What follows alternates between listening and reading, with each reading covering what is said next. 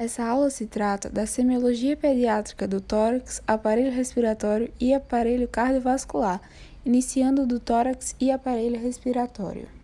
O exame do aparelho respiratório na criança deve constar de uma história clínica minuciosa, seguindo-se das diversas etapas de investigação semiológica, quais sejam inspeção, palpação, percussão e ausculta. O exame do tórax compreende a região anterior, a posterior e as laterais. A região anterior e as laterais são mais bem examinadas em decúbito dorsal e a posterior com a criança sentada. Entretanto, todas as regiões podem ser bem avaliadas estando a criança no colo do responsável, o que, por muitas vezes, representa uma tranquilidade adicional, facilitando o examinador. Sempre devemos comparar os dois hemitórax, pois podemos descobrir pequenas alterações da normalidade. O tórax é dividido em linhas e regiões anatômicas, e as alterações observadas devem ser descritas com referência à topografia. Na inspeção, são avaliados a frequência respiratória, a presença de esforço respiratório e a expansão torácica. A frequência respiratória deve ser contada durante pelo menos 1 minuto. O número de incursões por minuto varia ao longo dos anos, sendo em média de 45 a 55 no recém-nascido, caindo para 24 na idade de 5 anos e em torno de 18 a 20 no período da pré-adolescência. Para a avaliação da presença do esforço respiratório, é necessária a inspeção do diafragma, como também dos músculos intercostais externos, intercostais internos, tóraco-espinhais, escalenos e esternocleidomastoide e grande peitoral. E também deve-se localizar a dificuldade, localizando na inspiração ou na expiração. Para a avaliação da expansão torácica durante a respiração, observa-se a simetria direita-esquerda, assim como se há adequada expansão da caixa torácica. A inspeção é realizada olhando-se o movimento torácico ao nível do leito ou incubadora, da posição dos pés em direção à cabeça. As narinas devem ter sua permeabilidade testada e a coloração da mucosa observada. No palato, pesquisam-se o formato e a presença de fenda. Os pavilhões auriculares necessitam ser observados quanto à presença de secreções. A pele deve ser avaliada quanto a possíveis sinais de atopia e a cicatriz do BCG intradérmico deve ser procurada na região deltoide do braço direito. A palpação, confirmamos anormalidades observadas, como edema e deformidades. Também podemos detectar linfonodos aumentados, posição da traqueia, transmissão torácica da voz pelo frêmito tóraco-vocal e pode auxiliar a ausculta da fase expiratória com uma leve compressão torácica. Deve-se iniciar desde o segmento cefálico, incluindo a cabeça e pescoço, até a palpação lateral do tórax com ambas as palmas, para avaliar a amplitude da expansibilidade de cada hemitórax. Ainda é observada a detecção de dor. A percussão é a utilização da percepção tátil, e o som ouvido normalmente é chamado de claro-timpânico. Ela detecta apenas áreas com dimensões maiores e serve normalmente como mais um dado semiotécnico que auxilia o raciocínio. A ausculta, a cânula do estetoscópio deve ser adequada ao tamanho do tórax, sempre que possível aquecida previamente para melhorar a aceitação do exame pela criança. Recém-natos e lactentes são habitualmente examinados em decúbito.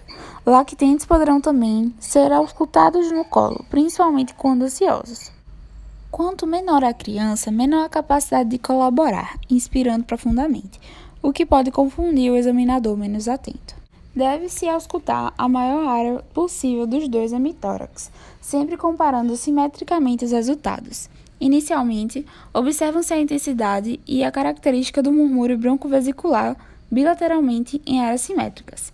O murmúrio broncovesicular vem a ser a soma do som produzido pela passagem do ar através da glote com o som da chegada do ar ao nível dos alvéolos. A obstrução parcial das vias respiratórias superiores, como laringe, glote e traqueia, pode produzir um ruído inspiratório musical, que vem a ser o estridor.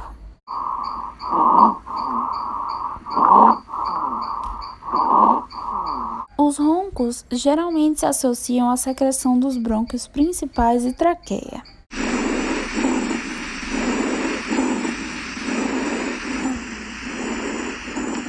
Os extratores grossos representam o movimento de líquido ou secreção através de bronquíolos, produzidos pela movimentação e ruptura da interface ar-líquido, provocados pelas alterações de pressão no ciclo respiratório.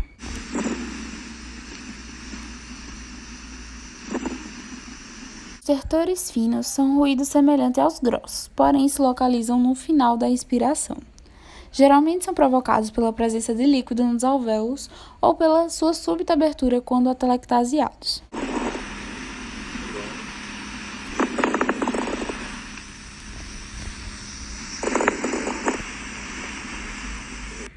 Os sibilos são ruídos musicais agudos, contínuos com duração mais longa, que se assemelham a um silvo, que ocorrem por constrição ou edema ao nível dos bronquíolos.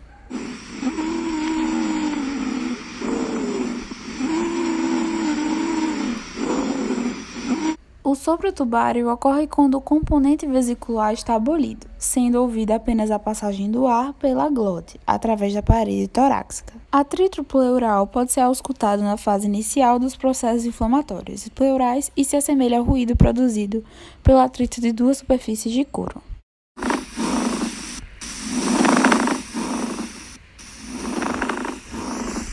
O gemido, comum em recém-natos, é produzido pela oclusão parcial das cordas vocais na fase expiratória.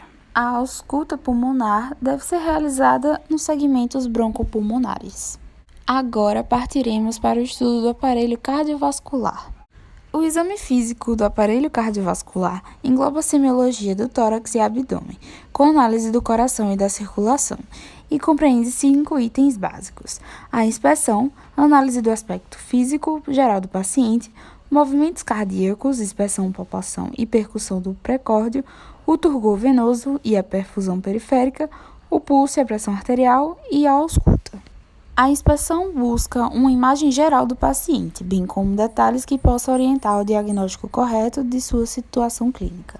Na análise dos movimentos cardíacos, a inspeção do precórdio pode fornecer algumas informações importantes sobre o estado do paciente, como o intenso movimento da parede anterior do tórax e algumas alterações anatômicas que podem estar presentes. Na palpação do precórdio, as crianças devem ser palpadas em decúbito dorsal. Os adolescentes devem ter o precórdio palpado em decúbito inicial 30 graus, seguido de decúbito lateral esquerdo. A palpação do precórdio em lactentes deve ser feita com a polpa digital aplicada na borda external esquerda, em sua posição mediana ou inferior. O ventrículo direito pode ser palpado utilizando-se o dedo mínimo aplicado sobre o epigástrio, logo abaixo do apêndice xiforme. Na palpação do precórdio, a avaliação da velocidade, amplitude, duração e localização dos impulsos, sendo o ponto de maior impulso situado em geral no quinto ou sexto espaço intercostal na linha axilar anterior. A urgência venosa não é encontrada com frequência em crianças. Sua presença indica geralmente quadro agudo de congestão compatível com tamponamento cardíaco. A perfusão periférica é avaliada pelo aspecto da pele e pelo enchimento capilar. Os pulsos arteriais devem ser avaliados pela palpação, inspeção e ausculta. A palpação de rotina em crianças está centrada nos pulsos braquial e femoral. Em algumas circunstâncias, há a palpação do pulso pedioso. Para a medição da pressão arterial, a criança deverá ser examinada após estar sentada sem atividade por 5 minutos. É fundamental o uso do manguito apropriado, como na tabela. Os valores de referência variam com base no sexo, idade e altura, fornecendo a classificação precisa de pressão arterial relativa ao tamanho do indivíduo. Os sons do coração são vibrações que variam de intensidade, frequência e qualidade. A primeira bulha identifica o início da sístole ventricular, assim como a segunda bulha identifica a diástole. Esses dois sons cardíacos básicos são acrescidos de uma terceira e quarta bulhas. A terceira bulha traduz a fase de enchimento ventricular rápido. A quarta bulha está relacionada à contração atrial e frequentemente é um achado normal. A ausculta deve ser feita com o paciente em decúbito, recém-nascidos lactentes ou sentado, crianças maiores e adolescentes, e os focos de ausculta são 4: foco mitral, foco tricúspide, foco aórtico e foco pulmonar. Para uma ausculta eficiente, deve-se utilizar uma campânula adequada para o tamanho do paciente. Os sopros cardíacos são de extrema importância no exame cardiológico das crianças. Dividem-se em 3 categorias básicas: sistólicos, diastólicos e contínuos, de acordo com a sua duração. O atrito pericárdico é derivado da fricção entre dois folhetos do pericárdio na ausência de lubrificação entre eles. Pode ser muito discreto, assemelhando-se a um sopro, e é independente das bolhas. Para a avaliação dos vasos sanguíneos, faz-se o exame das artérias periféricas, sendo elas as artérias braquial, carótida, femoral, poplítea, tibial anterior e posterior, artéria pediosa, artéria aorta. Também são avaliadas as vias periféricas.